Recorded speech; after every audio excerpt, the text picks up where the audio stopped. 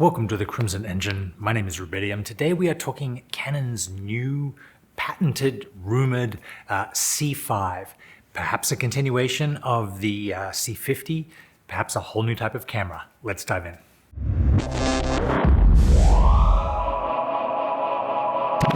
So last year I did a video on a concept camera that was rumored to be released but hasn't yet materialized, called the C50.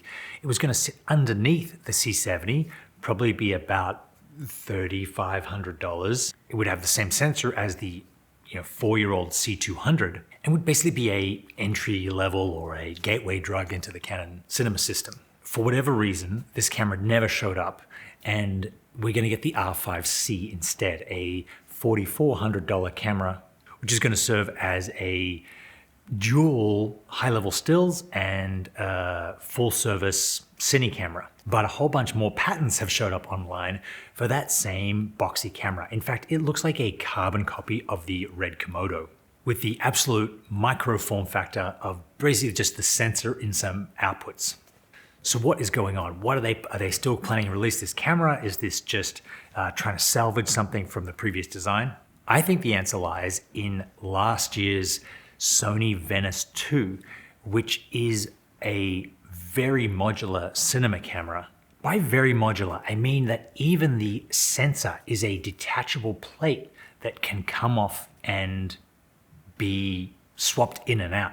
So you can shoot Super 35, and if you need a full frame or even a 65mm sensor for a specific job, you can just rent that part of the camera, drop it in for that particular day or days, and then go back to your cheapest everyday Super 35. If we look at the C500 here, the brain, the box itself is here, and all the accessories are attached to it via a cage.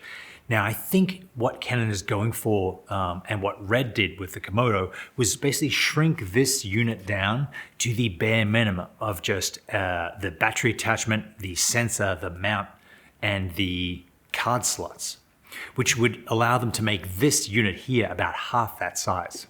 This is possible because of advances in sensor technology, advances in miniaturization and electronics, and the idea that you maybe don't need all this stuff for every job, right? This contains 2 full-size XLR ports and DC in, as well as some weird USB stuff that I've never used.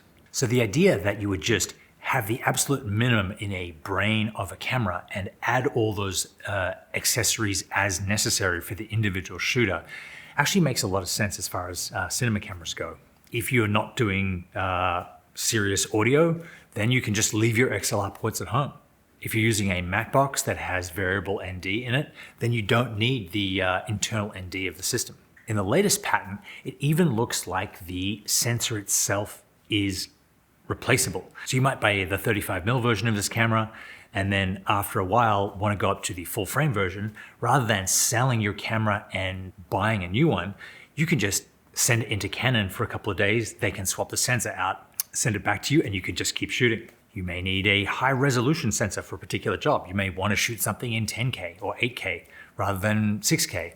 And as a result, you can just swap the sensor out again. This modularity is a different way to think about cameras. Canon's existing line, each camera is fully configured, so it comes with the things that you would need as far as inputs and outputs, and each different camera has a different set of benefits. The other advantage of this very radical modularity is that you can strip the camera down to a very small size if you want to attach it to a car or for drone or gimbal use, and then build it out in the same way that the C500 Mark II is built out if you want to use it on set as part of a larger team. So you can add multiple monitors and remote follow focuses, remote video, all that stuff. I think the Red Komodo project has been very successful because it offers a very low barrier of entry for people who want to get into the Red system. And that's why the camera is pretty much sold out everywhere. Canon has the ability to make far more sensors than Red does because of its industrial capacity. And so it wants to get into the small modular camera business as a way to get more people in. My guess would be that just like the C500 and C300 Mark III share the same body, that this same modular camera will be available with different sensors. The same Super 35 that's in the C70, a different high resolution but full frame sensor similar to the one on the C500, maybe a super high resolution 10K or 12K that's been rumored for a while for special high resolution needs.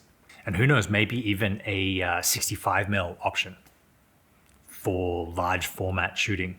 This would also bring down Canon's cost to make these cameras because it's sharing the parts over the entire range of cinema cameras and just really swapping out the sensor. So that's my thoughts on the latest set of patents and where I think the Canon cinema system could be heading in the years ahead. If you're interested in these cameras and you're shooting in the Canon system, check out Canon Masterclass. I have over 20 hours of tutorials there. Everything from specific camera masterclasses to lighting to project blueprints where you can see from start to finish how I completed a project. Buy the courses individually or stream the entire site for just $14 a month. Thank you very much for watching. I will see you next time.